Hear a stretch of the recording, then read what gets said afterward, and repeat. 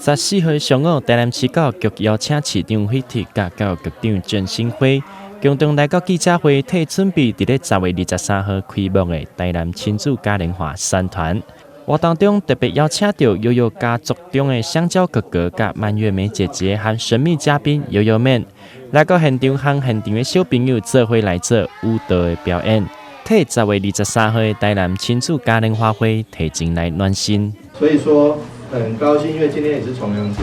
但是万圣节又快到了，所以说很感谢东森悠悠能够跟台南市政府，能协助台南市政府帮忙能够准备在10月23日，能够吸引很多的小朋友一起来到我们西侧广场，一起来跟我们所有东森悠悠的帅哥美女能够一起，还有我们13位卡通15位人13位卡通明星一起，我想是东森悠悠家族全员总动员，一起来到南台湾。南台湾当然一定要吃吃喝喝逛逛买买，只是不要吃得像市长这么胖就好了，那就没问题了因为美食实在太多。前一阵啊，因为疫情的关系，所以大部分的人，不管是大人还是囡仔，拢敢来当伫厝里。台南市政府为着要促进家庭的亲子关系，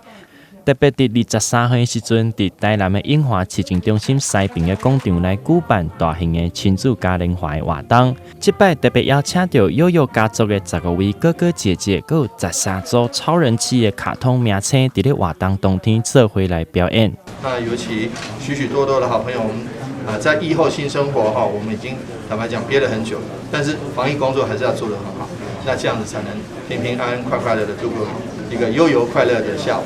那我们知道东森悠悠是那个我们小朋友亲子活动的第一品牌，我们很荣幸能邀请东森悠悠一起来台南，能够跟大人小孩一起欢度下午。台南是全台湾的第一个